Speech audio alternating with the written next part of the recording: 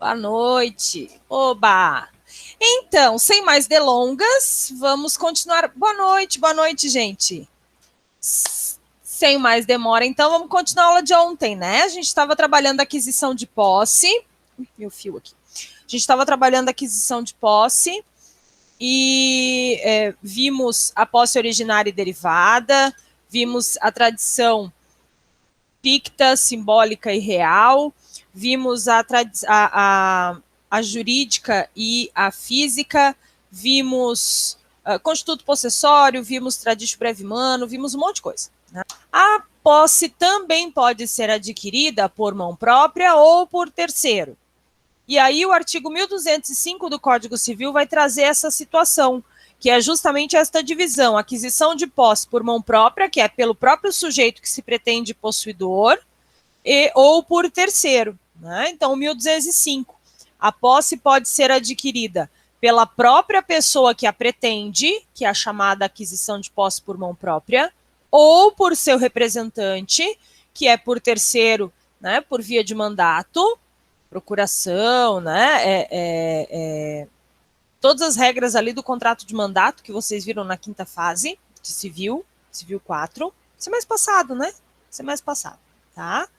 Então, por mandato, um representante a quem ele deixa autorizado previamente para tomar posse em seu nome. Mas o inciso 2º vai trazer também por terceiro sem mandato, dependendo de ratificação. Então, o possuidor que realmente a pretende, ele não deixou uma procuração prévia, ele não deixou um mandato prévio. Então, este sujeito, este terceiro, ele toma a posse em nome do possuidor, né, do verdadeiro possuidor, e quando o possuidor retorna, ele apenas ratifica os atos praticados pelo terceiro. Então, por isso que é o inciso 2º, por terceiro sem mandato, dependendo de ratificação. Mas detalhe aqui na ratificação, tá? Aquisição de posse por terceiro em virtude de uma ratificação. O que acontece? Este terceiro, ele tem que entrar na posse e deixar claro, exteriorizar, que ele não está tomando a posse para ele, que ele está tomando a posse para o João. Então, o que eu vou precisar no por terceiro sem mandato é que o terceiro deixe claro e inequívoco para quem está ali que a posse é para o seu João, ele é apenas um representante, dependendo de ratificação. Senão, a posse é dele, tá? Se ele não deixar claro, a posse vai ser dele, certo? Essa é a única exigência aqui que a gente tem do artigo 1205. Também não há, assim, grandes situações. Observações para a gente encerrar a aquisição de posse. Algumas coisinhas, alguns detalhes para a gente observar. Vamos lá. Primeiro, o artigo 1209 do Código Civil, ele trata do princípio da gravitação. O princípio da gravitação é aquela ideia de que acessório segue o principal. Né? Tudo que é acessório segue o principal. Bens móveis que guarnecem o lar são acessórios. Se eu vender o lar, os bens móveis vão junto, tá? Teoricamente. Até que você os retire antes da mudança, tá? Então, ali, ó, 1209. A posse do imóvel faz presumir até prova contrária a das coisas móveis que nele estiverem. Então, se você vai tomar posse de uma fazenda de porteira fechada, você vai tomar posse das cabeças de gado, do galpão, do maquinário, da lavoura, da casa do caseiro, da casa da sede, né? Você vai tomar posse de porteira fechada. Por quê? Presume-se que os bens móveis acompanharão o bem imóvel. Isso é o que a gente chama de princípio da gravitação. Então, quando eu tomo posse de algo imóvel, presume-se que todos os móveis que o acompanhem, eu também tomei posse. Tá? Então, acessório segue o principal, e isso é chamado de princípio da gravitação, lá do 1209 do Código Civil. Mas a gente tem também outra observação. O possuidor que adquire posse do tipo derivada, tá? Do tipo derivada. A gente vai ter ali o 1207, a possibilidade dele fazer a somatória das posses anteriores. E isso é importante porque é importante para um futuro uso capião, tá?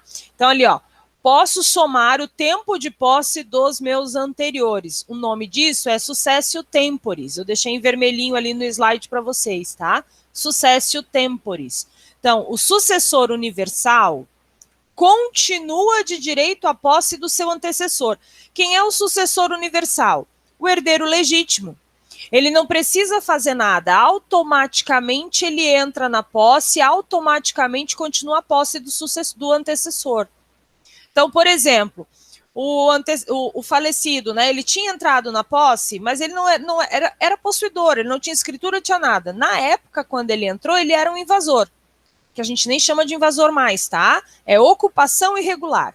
Ele era um ocupante irregular, vulgo invasão, tá? Então ele entrou na posse de algo, permaneceu ali um bom tempo da sua vida, teve os filhos, bonitinho, veio a falecer. Os filhos herdam este bem, este direito, eles permanecem na coisa. Então o herdeiro legítimo do antigo possuidor pode, para fins de conseguir a usucapião, somar o tempo de posse do pai. Então, por exemplo, se a gente vai usar o usucapião de 5 anos, né, de 5 anos, o pai estava no... Vamos pegar de 10, que é mais fácil para fazer exemplo, né? Só para fazer exemplo, tá?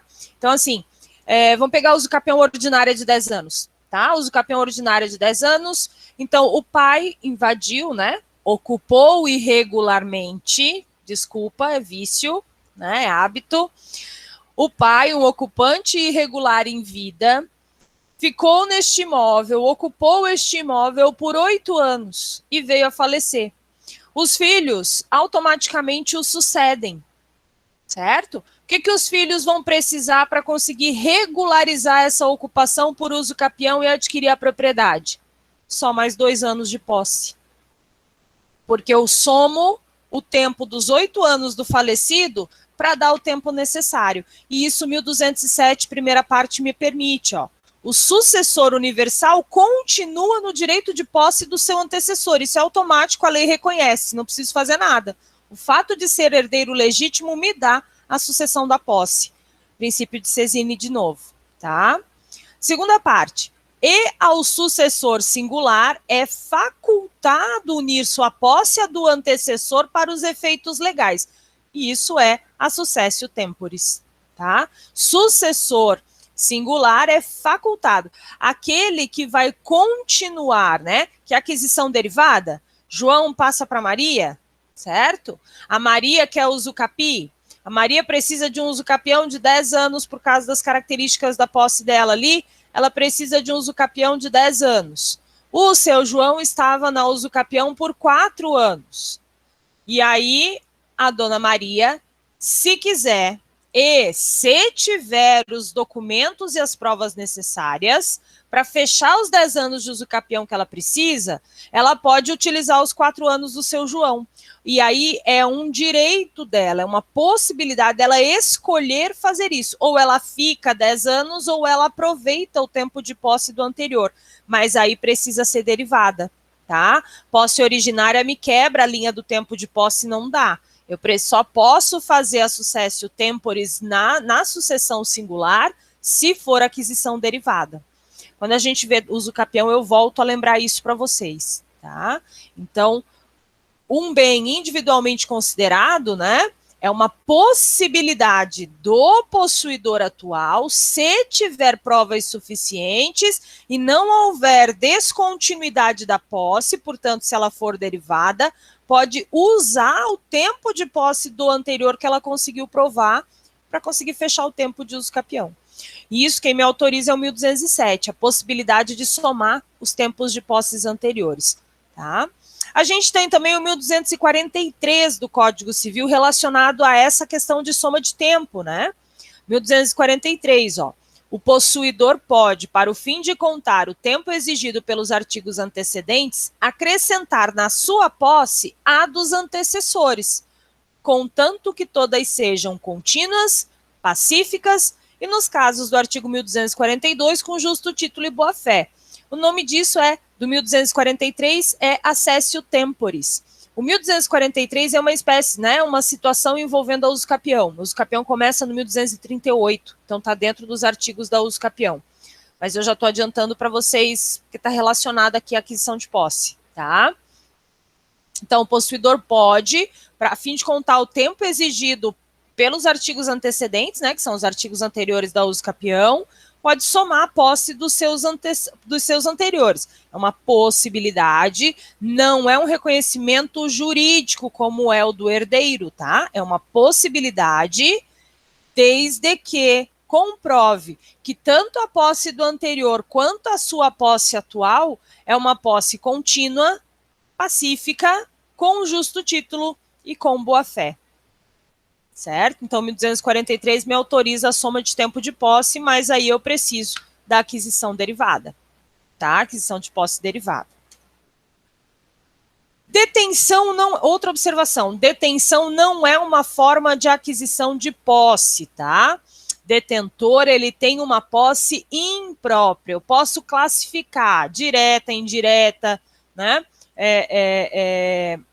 Nova, velha, mas eu não consigo dar a ele uma condição de posse própria específica para uso capião. Deixei ali só para lembrar de novo. Quem sabe, né? Falando sempre assim, vocês gravam. Detentor não pode usucapir, ele tem uma posse precária, ele tem uma posse frágil, ele está ali numa relação jurídica. Então, ele está autorizado pelo possuidor anterior, então, pelo proprietário. Então, ele não pode usucapir. Por isso que o ser detentor, o entrar na posse por detenção, não é uma forma de aquisição de posse apta a me levar ao direito da uso capião. Tá? Outra observação, observação 4. Algo tomado mediante força ou grave ameaça. Vamos lá. Lembra que eu falava que a tradição ela precisa de 2 elementos? Eu falei aula passada. A tradição precisa de 2 elementos. O elemento subjetivo, que é a vontade de entregar a coisa, é o animus tradens, e o elemento objetivo, que é a efetiva entrega, que é o tradens. Se eu não tiver estes 2 elementos na mesma situação, eu não tenho tradição. Certo? Então, o que acontece? Ó? Algo tomado mediante força ou grave ameaça. Um furto, um assalto. Não um roubo. Certo? Então, a pessoa pega e sai correndo com a coisa. Não é porque ela está com o teu celular que ela é possuidora. Porque ela tem o tradens, mas ela não recebeu com o teu animus tradens. Tá? Então, ela não é possuidora. Algo tomado mediante força ou grave ameaça não induz posse. Então, este assaltante, ele não é possuidor ainda. Enquanto houver a perseguição, enquanto você não desistir de ir atrás daquilo, né? Enquanto você não resistir e não tentar retomar o seu objeto, enquanto você estiver nesta busca pelo que é seu, a posse não foi passada ainda. Ele só tem o tradens, mas não tem o teu animus tradens. Tá? Então, o que vai acontecer? Quando que efetivamente o assaltante vai ser devidamente possuidor do teu objeto roubado? Quando você desistir. Ah, desisto. Faz 1 mês, 2 meses, 3 meses, a polícia não encontrou ainda. Né?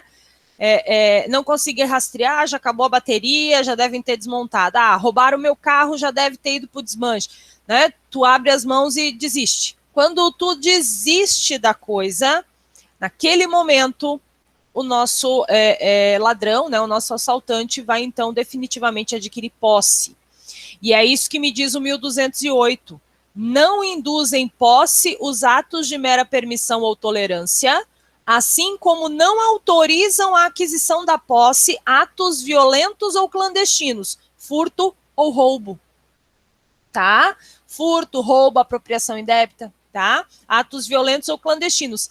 Senão depois de cessar a violência ou a clandestinidade. Quando que cessa a violência ou a clandestinidade, para daí sim, a partir da cessação da violência e clandestinidade, o sujeito adquire posse? Quando tu desiste. 1224. Só se considera perdida a posse para quem não presenciou o esbulho quando, tendo notícia dele, se abstém de retornar a coisa ou, tentando recuperá-la, é violentamente repelido. Também nessa ideia, né?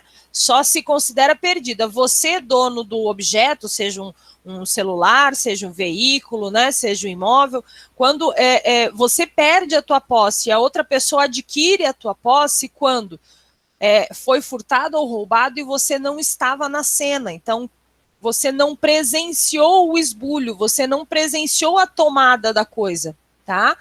Mas tu teve notícia disso, tu foi avisado depois. Então, quando tendo notícia dele, se abstém de retornar a coisa, ou seja, tu nem vai fazer nada, tu desiste. Ah, tem seguro, né? Tu desiste. Ou tenta recuperar, mas é violentamente repelido, é rechaçado, né? É ameaçado, é retirado do local, né? Você, de alguma forma, te fazem desistir mediante violência. Durante a perseguição da coisa, ou a pessoa que tomou a coisa ainda não tem posse, porque não existe o elemento subjetivo da tradição, que é o animus tradens, tá? Só efetivamente perde a posse quando cessa a perseguição, ou quando a pessoa abandona ou não tem mais atos de resistência. Neste exato dia, mês e ano, ele perde posse. Lembrem sempre, precisamos provar lapso temporal. Dia, mês e ano. Período de tempo inicial e final do estado de posse. Tá? Vão gravando isso que ele vai ser útil para o futuro. Tranquilo, pessoal? Aquisição de posse era isso. Alguma dúvida?